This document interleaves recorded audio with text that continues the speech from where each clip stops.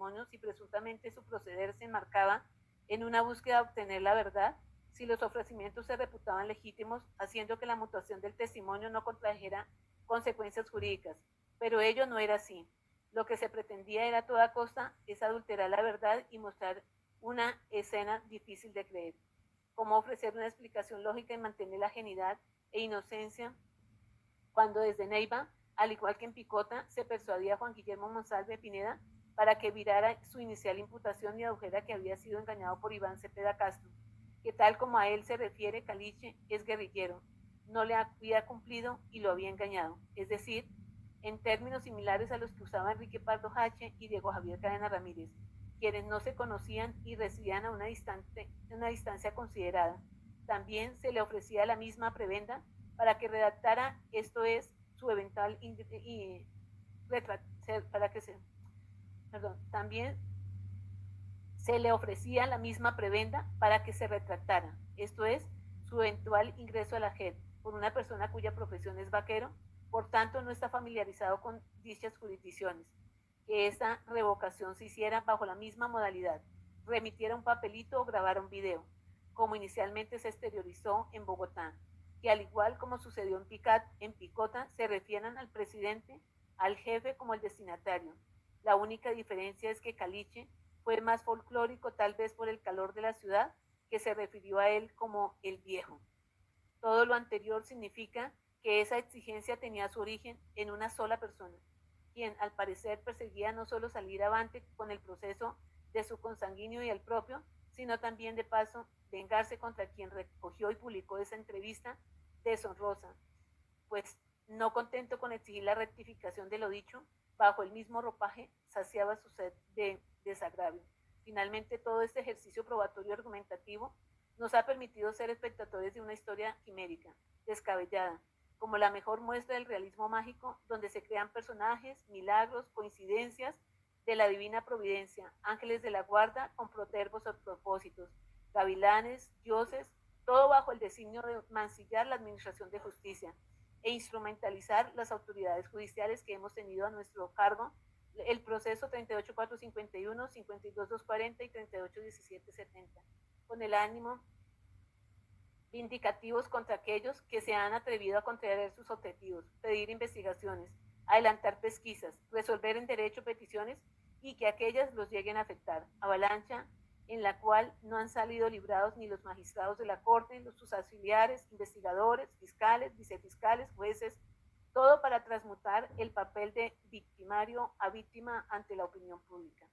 Claro ejemplo de ello es que esa construcción teatral del antagonista de la historia disponía de un hombre comunicativo, líder nato, obstinado, embaucador, que ejerciera autoridad en los establecimientos carcelarios donde pernoctaba, con la potencialidad de engañar a un abogado, un privado de la libertad, un ganadero, una asesora política, un vaquero, un ganadero, un representante de la Cámara y hasta un exgobernador, exsenador y expresidente. Pero el casting para infortunio de la defensa falló porque el actor que se eligió para interpretar ese papel no cumple con las calidades arrogadas, pues fue fácil aprender no solo de su declaración en vista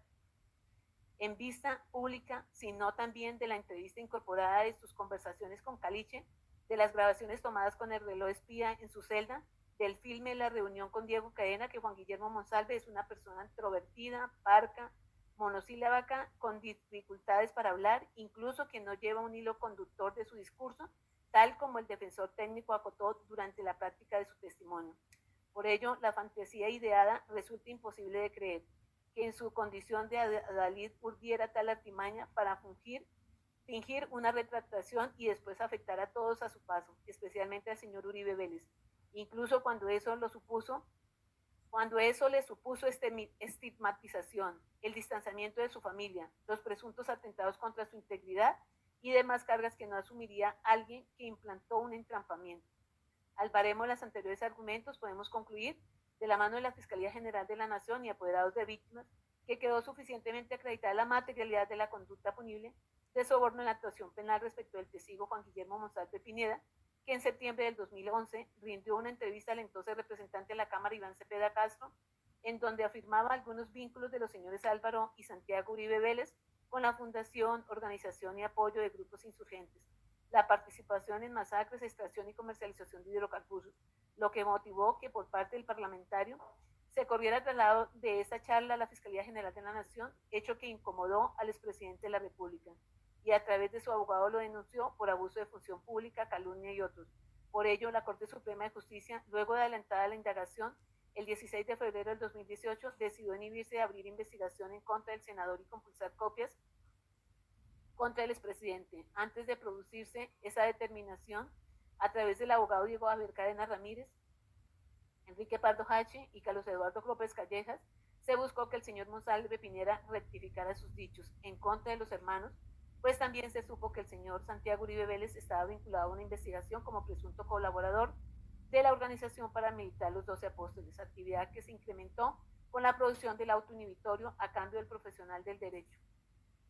Le adelantaría una acción de revisión frente a las condenas que lo mantenían cautivo, mejores condiciones carcelarias y que si pedía seguridad de manera pública para su familia, el aquí procesado lo apoyaría. Por ello, desde Bogotá y Neiva, se emprendió una auspiciosa actividad orientada a que Monsalve Pineda, en favor de los hermanos Uribe Vélez, faltara la verdad ante la Corte Suprema de Justicia y desmintiera lo dicho, pero adicional debía argumentar que lo allí expresado era producto de la actividad malintencionada del senador Iván Cepeda Castro, quien había obtenido ese coloquio bajo promesas de beneficios carcelarios y asilos. En esos términos, el primer soborno en actuación penal en cuanto a la materialidad de la conducta punible ha quedado acreditado. Vamos a hacer el receso, son las 2 horas.